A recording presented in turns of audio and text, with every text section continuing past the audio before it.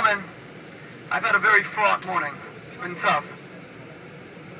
I was on the beach and I stretched out to grab my towel, and my bicep accidentally hit a kid 30 feet away, and it knocked him down, and they wanted to arrest me. I was very fortunate because Harry then zapped them with one of his satellites just before he pulled out his CIA creds. In fact, don't be surprised when we go to the American Embassy if suddenly half the staffers walk over to Harry and go, now, two things I want to cover on the way into Tel Aviv. Three things actually, very quickly. Number one, as I said yesterday, you saw a little bit at the nightclub. You're going to see it today especially. Tel Aviv is a very different city to Jerusalem, and it marks one of the dilemmas of modern Israel. You need to understand this, because there is nothing that divides Israel more than this.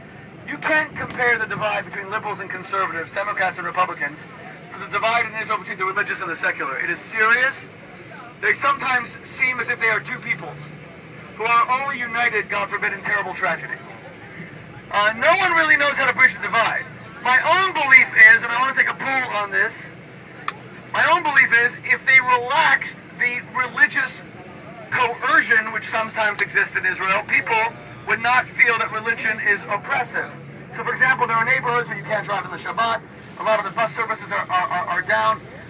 Sure, I want people to be more Jewish, but I don't want them doing it the way it's done in Iran. This is not the Revolutionary Guard. That's a big problem that a lot of secular people feel that religion is imposed on them. Aside from that, no one has a lot of great ideas. Maybe you guys will come up with one, but you will feel a totally different city in Tel Aviv. Even as Jerusalem has become the most populous city in... And by the way, this is not a divide that exists in America between religious and secular Jews. Because in America, even Jews that are not very religious have no hatred toward religion. They go to synagogue when they like it, they go when they can. They don't dislike it. Here in Israel, it's very different. If you're secular, you often have this antipathy toward religion.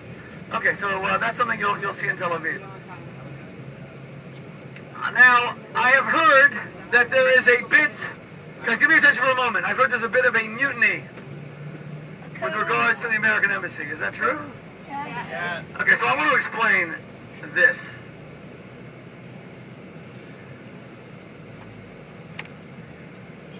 If you don't go to the American Embassy, we will have to shoot you. I don't want to, but we'll have to. Ladies and gentlemen, you have to understand something. We have tried to give you guys certain treats that were not available to other groups. The United States, from which we all stem, is the leading nation on earth. It is the most influential country in the history of the world. Rome in its height could not equal American influence. It is Israel's best friend. We, the American taxpayer, that excludes you, Tony. We, the American taxpayer, and it also excludes Harry because CIA doesn't pay taxes. We, the American taxpayer, fund Israel to the tune of how much? How much do we give a year? Anyone know? $3 billion. $3 billion a year. $1.8 billion in military aid. I'm not going to go so far as to say that without America, Israel could not exist, God forbid, because that's not true. But without America, Israel would be much more imperiled. And at the places like the UN, the United States has vetoed virtually every negative Israel resolution, and that comes up like 3 or 4 times a week. The UN is one of the most hostile entities to Israel in the world, and it's only because the United States has a permanent seat on the Security Council that it can't enact its nefarious designs against the Jewish state. To my knowledge, no Birthright group has ever been invited to the American Embassy. And we are the first, and it's a great honor and a great privilege. To be invited, this is top security. Really, no one gets into the embassy. And to sit with our American diplomats who are responsible for the American-Israel relationship and hear them address us directly, it's going to take an hour out of your time. And I understand all the major sacrifices you're going to have to make. For those of you, I know that some of you will not be able to get your chests waxed. Some of our guys are developing 5 o'clock shadow on their chests. I personally have to give up my butt wax, which I've been planning the whole week. Although I have to admit that I was planning to push it off anyway, since I told the senior official that they should just use your imagination. Okay. Oh, whose coffee is that? Yours. Oh, sorry. No. Go back. Too late.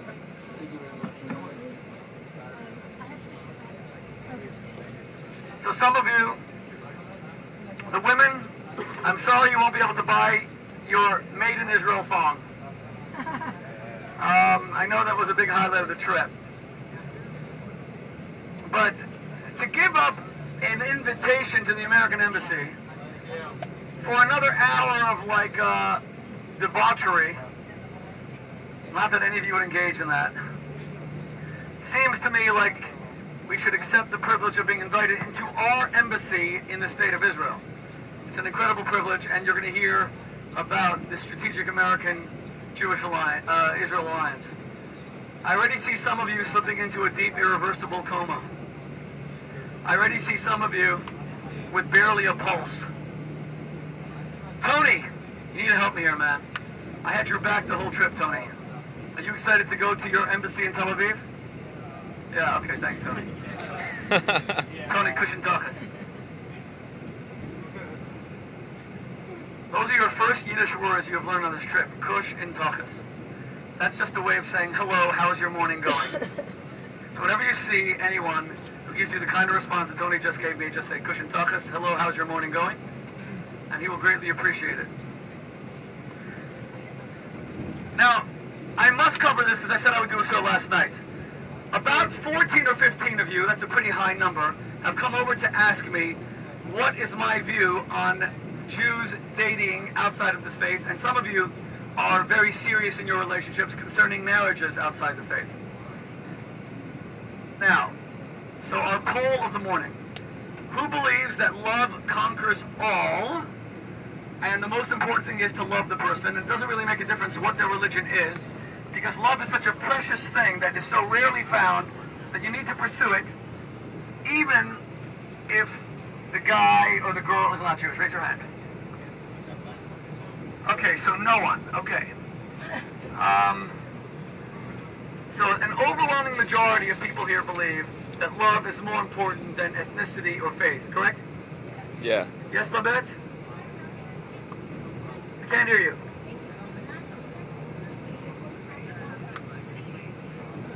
Okay, conflicts can arise if you're talking about more serious things. So just before we get to that, look, I once believed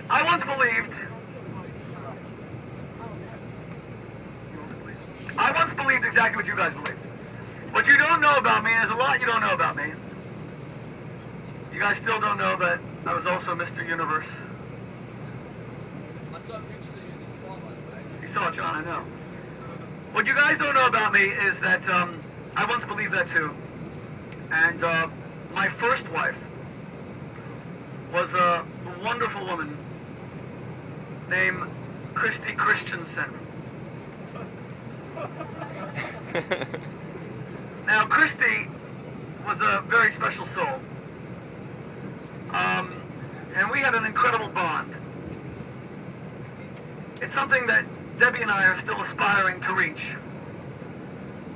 And I didn't mind that she wore a 9-foot crucifix around her neck most days. You know, she said that it doubled both as a statement of her faith and a daily aerobics workout. I also didn't mind that on my Passover, she would take red ink and throw it on the matzah saying, go ahead and throw some Christian blood in there for good measure. None of that really bothered me.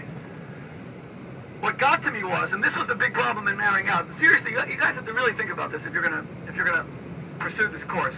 What really came between me and Christy Christians and Boteach, what really came between us was,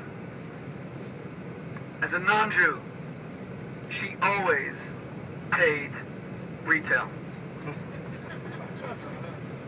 And that's just wrong, ladies and gentlemen. That's just wrong. So we couldn't make it work, because that was just a point we could not agree on.